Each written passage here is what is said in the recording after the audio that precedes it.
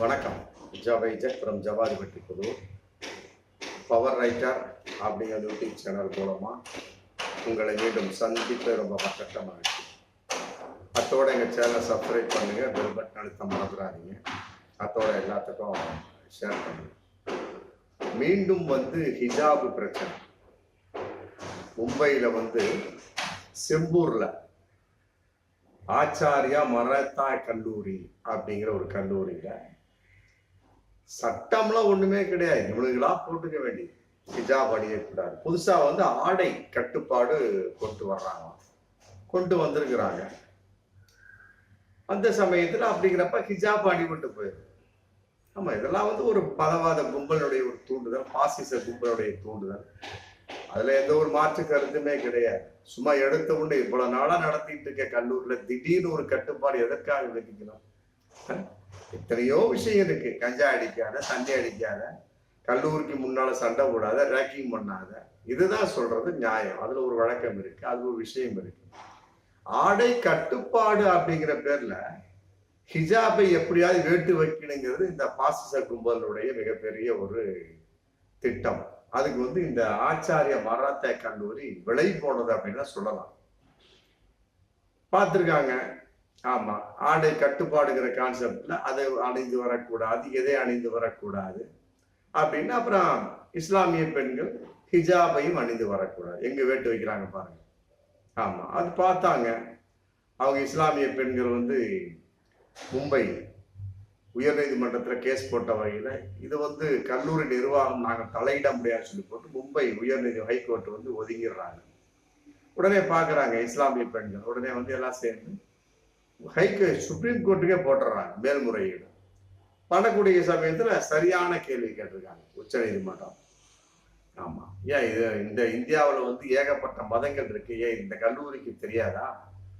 ஆடை கட்டுப்பாடு விதிக்கிறது உங்களுக்கு என்ன உரிமை இருக்கு அப்படின்னு கேட்டிருக்கிறாங்க. அதே பெண்கள் வகுப்பறைக்கு வந்தாங்கன்னா ஹிஜாபை கழட்டிடலாம். அதுக்கு அவங்களுக்கு அனுமதி கிடையாது.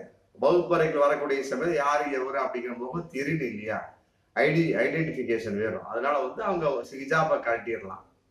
அதை விட்டு போட்டு முட்டையா ஹிஜாபே கல்லூரி வளாகத்துக்குள்ளும் மற்றபடி வெளியில் இருக்கக்கூடிய சமயத்துல மற்றபடி இஸ்லாமிய பெண்கள் ஹிஜாப் அணியக்கூடாது அப்படின்னா அவங்களுக்கு யார் சொல்லி கொடுத்தது சட்டத்தை?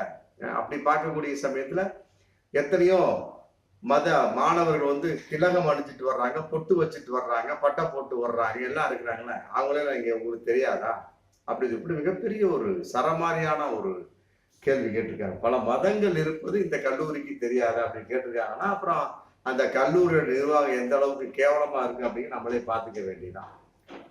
அதாவது மத அடையாளத்துக்கு தடை செய்வதற்கு என்ன உரிமை இருக்கு? யார் எந்த அடிப்படையில பண்றீங்க? என்ன சட்டத்தின் அடிப்படையில அப்படின்னு கேள்வி கேட்கக்கூடிய சமயத்து இன்னைக்கு அந்த கல்லூரி போட்ட ஆச்சாரிய மராத்தா கல்லூரி போட்ட அந்த ஹிஜாபை அணியக்கூடாது அப்படிங்கிற அந்த ஒரு உத்தரவுக்கு இன்னைக்கு இடைக்கால தடை போட்டாங்க உச்ச நீதிமன்றம். எப்படியெல்லாம் ஒரு விஷயம் பாருங்க. இதுக்கெல்லாம் கல்லூரி நிர்வாகம் எந்த அளவுக்கு ஒப்புதலாக இருக்கிறது மறைமுகமாக இன்னைக்கு பகிரங்கமா வந்தாச்சு. ஆமா, ஒரு பாசிச கும்பலுடைய தூண்டுதல் இல்லாமல், மிரட்டல் இல்லாமல் இந்த கல்லூரி பணிந்திருக்குமா அப்படிங்கிறது மிகப்பெரிய ஒரு கேள்விக்குறி. அதே நாள் இன்னொரு விஷயம், இப்போ வீடுகளுக்கு முன்னால பாத்தீங்கன்னா ஏகப்பட்ட வீடுகளுக்கு முன்னாடி நோ பார்க்கிங் அப்படின்னு போட்டு போர்டு தொங்கும். ஆமா, ஒரு பிளாஸ்டிக் போர்டு இல்ல ஏதோ ஒரு பட்டையா ஒரு போர்டு, அப்புறம் தெர்மாக்கு உள்ள ஒரு போர்டு தொங்கும். கீழே யாரு மாட்டினாங்களோ அந்த கடையினுடைய விளம்பரம் இருக்கு, அவங்க மாட்டிட்டு போயிடுவாங்க, முடிஞ்சு போச்சு. இன்னைக்கு பிரச்சனை வந்துருச்சு. நந்தகுமார் அப்படிங்கிற சென்னை ஹைகோர்ட்ல ஒரு வழக்கு தொடுத்திருக்காரு. அவர் இதுல தகவல் உரிமை சட்டத்தின் கீழே கேட்டிருக்காரு. அவருக்குள்ள ஏதோ பிரச்சனை இருக்கும் போல இருக்கு. அதன் அடிப்படையில் கேட்ட வகையில ஒரு சம்பந்தப்பட்ட வகையில அவங்களுக்குள்ள மற்ற விஷயம் சம்பந்தப்பட்ட பிரச்சனை, அப்பார்ட்மெண்ட் சம்பந்தப்பட்ட வகையில பிரச்சனை இருக்கும் போல இருக்கு. மற்ற இப்ப எங்க பார்த்தாலுமே நோ பார்க்கிங் போர்டு ஒரு வீடுகளுக்கு முன்னால கூட மாட்டிட்டு ஒரு குறிப்பிட்ட கடைக்காரங்க, சூப்பர் மார்க்கெட்டு, மற்ற ஸ்டோர்ஸ் விளம்பரத்தார் தரப்புவாங்க. இப்ப அவர் தகவல் உரிமை சட்டத்துக்கு கேட்கக்கூடிய சமயத்தை அந்த மாதிரிலாம் அது பண்ண முடியாது, அதுக்கு எந்த ஒரு சட்டத்தை இடம் கிடையாது. தகவல் உரிமை சட்டத்துல அவர் விளக்கம் கொடுத்தாங்க. உடனே இவர் என்ன பண்ணிருக்காரு, ஹைகோர்ட்ல போட்டார், சென்னை ஹைகோர்ட்ல. இன்னைக்கு வந்து அதுவும் பிரச்சனையா போயிட்டு இருக்கு. எதன் அடிப்படையில் எல்லா போர்டுகளையும் வைக்கிறாங்க? வீட்டுக்கு முன்னால் நோ பார்க்கிங் போர்டு எதன் அடிப்படையில் வைக்கிறாங்க? அதே நேரத்தில் பூந்தொட்டிகளோட வைக்கிறாங்க போட்டு அவர் நந்தகுமார் தன்னுடைய கம்ப்ளைண்ட் மெயின்டைன் பண்றாரு. அதையும் வந்து இன்னைக்கு சென்னை ஹைகோர்ட்டு கேள்வி கேட்டிருக்கிறாங்க. எதன் அடிப்படையில் எல்லா வீடுகளுக்கு முன்னால நோ பார்க்கிங் போர்டு, மற்றபடி யாரும் நிறுத்தக்கூடாதுன்னு போட்டு வந்து முன்னால பூந்தொட்டிலாம் வச்சு மறைக்கிறாங்க. அதுக்கெல்லாம் எந்த சட்டத்திலும் இடம் கிடையாது. ஏன்னா அதனால வந்து டிராபிக் போலீஸ் வந்து உடனே அதை அகற்றி அதுக்கு தகுந்த மாதிரி நடவடிக்கை எடுத்து கொடுத்த சம்பந்தம் ஒரு மிகப்பெரிய அறிக்கை வந்து தாக்கல் செய்யணும் அப்படின்னு சொல்லிட்டு இன்னைக்கு உத்தரவு போட்டிருக்காங்க சென்னை ஹைகோர்ட். பாருங்க, நோ பார்க்கிங் போர்டு யாருக்கு மாட்டாங்க? வீட்டுக்காரங்க சம்பந்தமே கிடையாது. அவங்களாம் வந்து ஒரு விளம்பரத்தாரர் மாட்டி விட்டு போயிடுறாங்க. தங்களுடைய கடைகள், தங்களுடைய ஷாப்பிங் மால் விளம்பரம் ஆகணும் அப்படிங்கிற கான்செப்ட்ல. இன்னைக்கு வந்து வீட்டுக்காரங்களுக்கு பிரச்சனை வந்துருச்சு.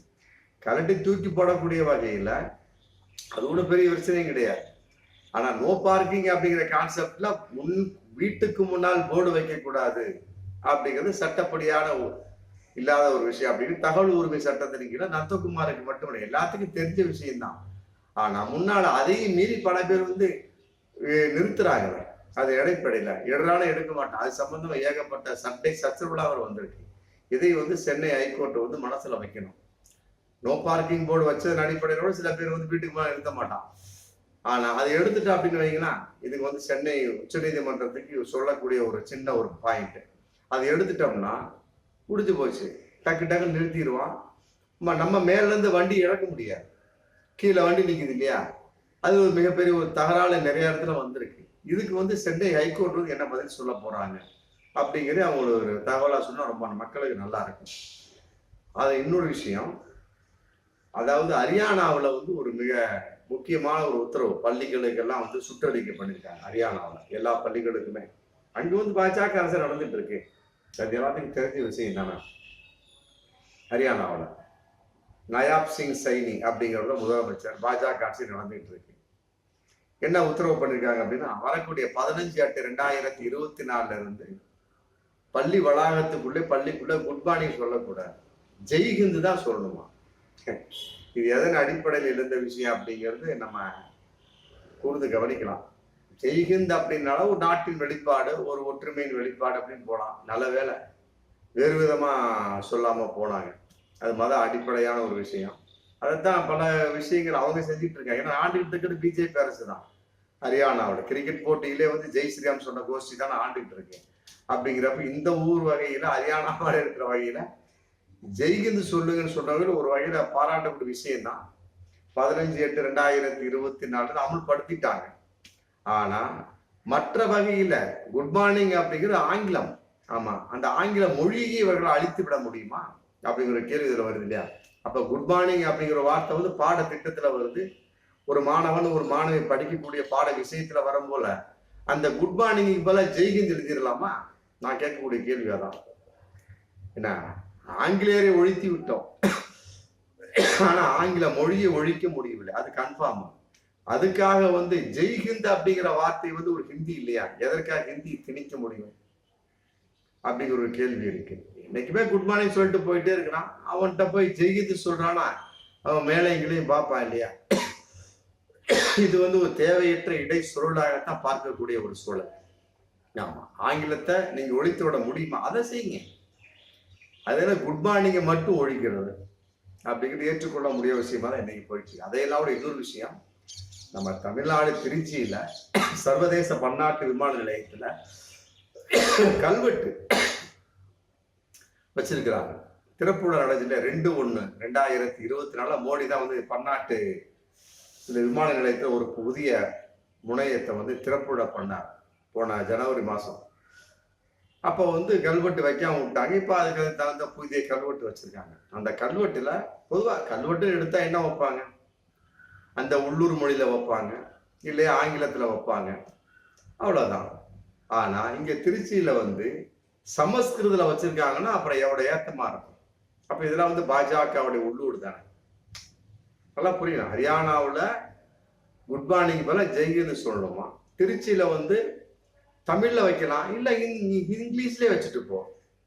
அதை விட்டு போட்டு சமஸ்கிருதத்துல வைக்கிறதுல உனக்கு என்ன விஷயம் இருக்கு? அப்ப இது வந்து மத புகுத்தல், மொழிக்கு வேட்டு வைக்கிறது தானே. தமிழ்நாடு அப்படின்னா தமிழ் முடிஞ்சு போச்சு. தமிழ்ல வச்சுட்டு போகாம எதுக்காக வந்து இந்த பாஜக அரசு வந்து சமஸ்கிருதத்தில் வைக்கணும்? மற்றதெல்லாம் நியாயம் பேசுறாங்க இல்லையா, அப்புறம் இதுக்கு எதுக்கு நீங்க சமஸ்கிருதத்துல வைக்கிறீங்க? மிகப்பெரிய ஒரு கேள்வி தானே. இது தேவையற்ற பூத்தல் தானே.